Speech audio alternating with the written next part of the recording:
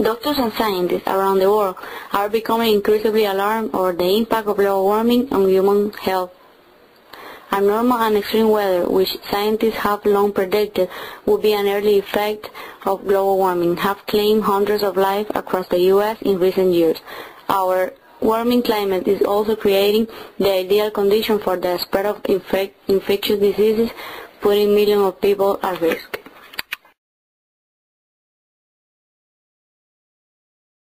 Environmental effects. Factories burning fossil fuels building out as the farmer burning biomass, such as forests, to clear land from planting.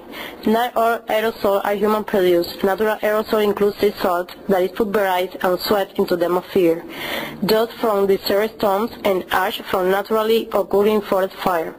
Anthropogenic aerosols, those derived from human activity, have skyrocketed with industrialization. However, create blankets of smoke that loom over many large cities.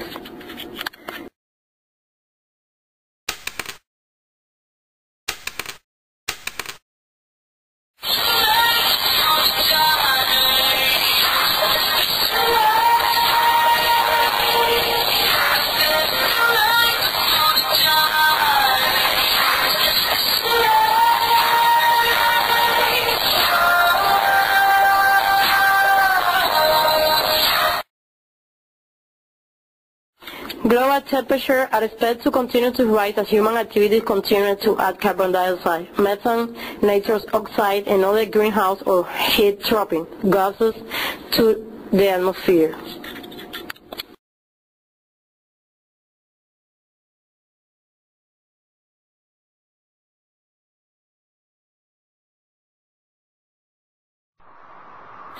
Air. We are used to thinking of industrial and traffic pollution as having a detrimental effect on air quality. But all other things being equal, rising temperature by itself increases the amount of ground level ozone, a major constituent of smoke. So many studies have linked higher ozone levels to death rates from heart and lung ailments that many cities issue smoke alerts to warn those at risk to stay indoors. It gets worse. Higher levels of carbon dioxide favor the growth of ragweed and other pollen producers over other plants, according to Dr. Paul Basin and Harvard Center for Health and the Global Environment. In addition, ragweed churn out more pollen as carbon dioxide levels rise. Apparently, the moths attach themselves to these air particles, which deliver them more efficiently deep into the lungs.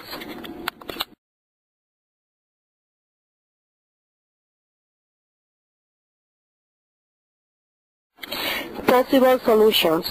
An immediate step needed is the establishment of mandatory emission limits, coupled with market-based system that allows the reduction to be achieved as cost-effectively as possible. Complementary energy policies must also be enacted quickly, including more stringent fuel efficient standards for vehicles, a national renewable energy standard, energy efficiency measures, and other short and long-term strategies to speed the transition to low and zero emission technologies. Water. Residents of the U.S. Gulf Coast don't have to be reminded that water can be a killer. You can usually evacuate people ahead of a major storm, but you can't evacuate infrastructure. Another predicted consequence of global warming is heavy downpours, leading to more floods. The immediate hazard is drowning, but the larger issue is water quality.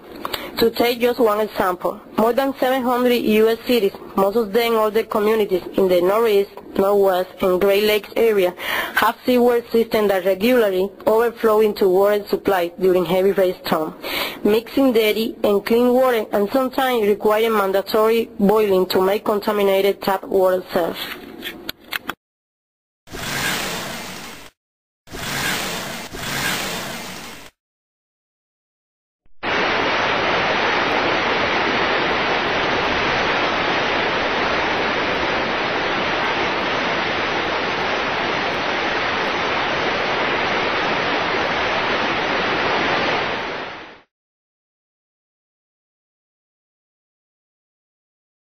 Forest.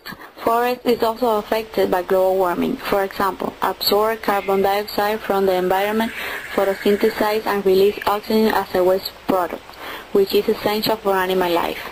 Similarly, with water, a healthy ecosystem such as a forest or wetland can filter a lot of toxins out of water and provide us with clean drinking water.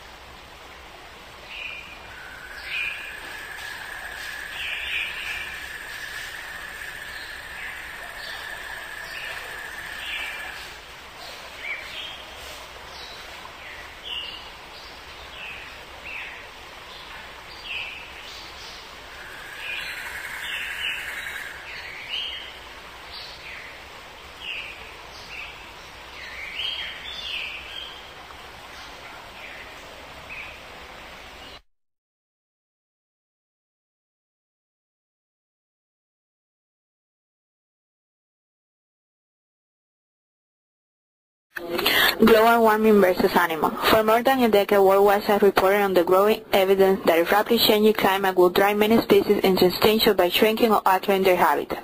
Now, the most comprehensive study yet published on the prospect warns that as many as a quarter of the planet's species will disappear within the next half-century. Researchers projected future population of 1,103 types of native plants and animals, representing about 20% of the Earth's surface. Extrapolating to the planet as a whole, they calculated that if global temperature rises between 2 and 6 degrees Fahrenheit during the next century, as predicted by the UN's Intergovernmental Panel on Climate Change, between 18 and 35% of the planet's species will be extinguished by the year 2050. They did not attempt to project what might happen after the next century.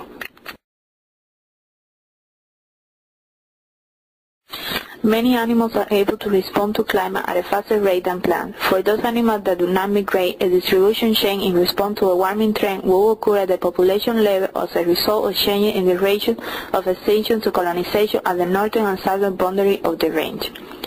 A northward range shift will thus be reflected in either a next extinction at the southern boundary or next colonization at the northern boundary.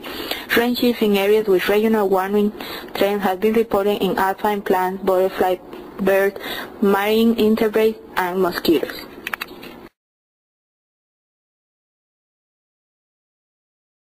Human-caused releases of carbon dioxide and other climate-warming gases appear to have triggered a more sudden change in the planet's temperature that many species will be able to adapt to.